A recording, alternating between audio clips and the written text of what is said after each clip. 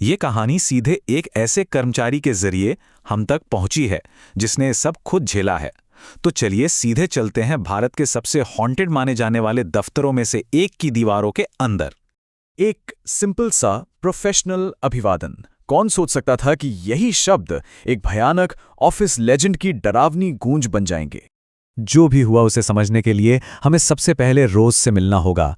वो गुड़गांव के saffron BPO की एक स्टार परफॉर्मर थी, लेकिन उसके बारे में कुछ बहुत अजीब था।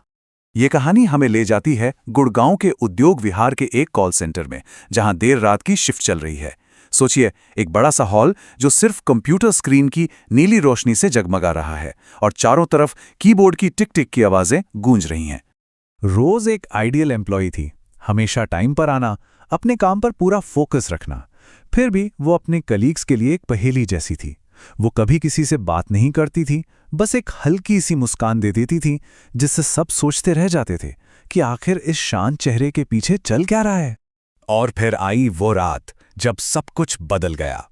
इसकी शुरुआत हुई एक बहुत ही अजीब फोन कॉल से, और बस यहीं से एक ऑफिस का छोटा मोटा रहस्य एक भयानक कहानी में तब्दील हो गया।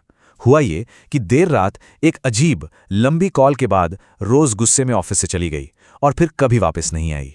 जब कई दिनों तक उसकी कोई खबर नहीं मिली तो उसके टीम लीडर ने थोड़ी जांच पड़ताल करने का फैसला किया, और जो सच सामने आया वो किसी के भी होश उड़ाने के लिए काफी था। रोज के परिवार ने बताया कि उनकी बेटी की मौत 8 साल पहले हो चुकी थी।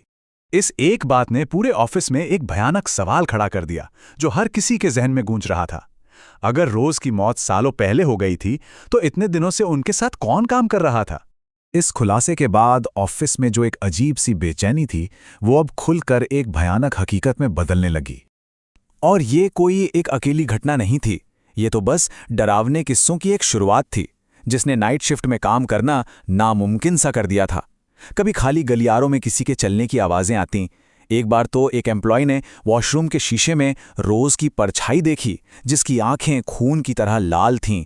और सबसे डरावनी बात, रोज का पुराना कंप्यूटर अपने आप लॉगिन हो जाता था और उसका नाम स्क्रीन पर चमकने लगता था। वैसे तो कई लोगों ने ऑफिस में अजीब चीजें महसूस कीं, लेकिन एक शख्स था, समर, जिसका सामना इस खौफ से बिल्कुल सीधा और भयानक था। समर के लिए यह सब शुरू हुआ रात के ठीक 3 बजे। फोन बजा और दूसरी तरफ से एक जानी पहचानी आवाज आई, रोज की। उस कॉल के ठीक बाद कॉल सेंटर की लाइटें टिमटिमाने लगीं और फिर पूरा फ्लोर अंधेरे में डूब गया। बाकी सब लोग तो ब्रेक के लिए नीचे चले गए, पर बेचारा समर घबराया हुआ उस अंधेरे में अकेला ही रह गया। अब डर सिर्फ एक आवाज तक सीमित नहीं था, वो अब समर के ठीक सामने था। उस हल्की सी रोशनी में समर ने देखा कि उसके सामने वाली खाली कुर्सी, जो रोज की पुरानी कुर्सी थी, अपने आप धीरे धीरे घूम रही थी। समर वहां से भागने की कोशिश में लिफ्ट की तरफ दौड़ा। उसने ग्राउंड फ्लोर का बटन दबाया, लेकिन जब दरवाजे खुले तो सामने लॉबी नहीं थी। दरवाजे एक कब्रिस्तान में खुले, जो ज़ॉम्बी जैसे दिखने वाले लोगों से भरा हुआ था।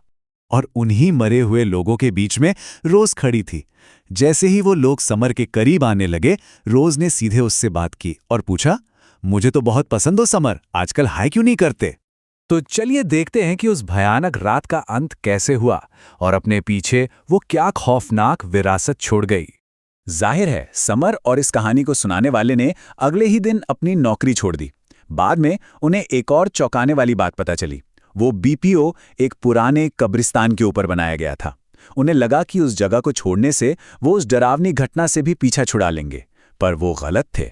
लेकिन कहानी यहाँ खत्म नहीं होती, क्योंकि उस कॉल सेंटर की आत्मा उस इमारत की दीवारों में कैद नहीं थी। लाइन के दूसरी तरफ वही जानी पहचानी, दिल दहला देने वाली आवाज थी। एक ऐसी आवाज जिसे सुनकर समर के हाथ से फोन लगभग छूट ही गया था। और सबसे भयानक बात यह थी कि ये कॉल एक ऐसी जगह से आई थी जिसे हमेशा के लिए शांत हो जाना चाहिए था। ये कॉल बंद पड़ चुके सैफरन बीपीओ के लैंडलाइन से आई थी। और ये कहानी हमें एक आखिरी परेशान करने वाले सवाल के साथ छोड़ जाती है। अगर एक बंद पड़ी वीरान इमारत से हर रात कॉल आती रहती है, तो रोज की आत्मा आखिर चाहती क्या है?